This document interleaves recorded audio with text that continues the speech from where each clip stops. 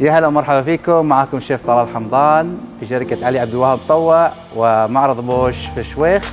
راح نطبخ مع بعض طبخات حلوة ولذيذة وخفيفة مثل طبخ الشيفات البروفيشنال. خليكم معنا.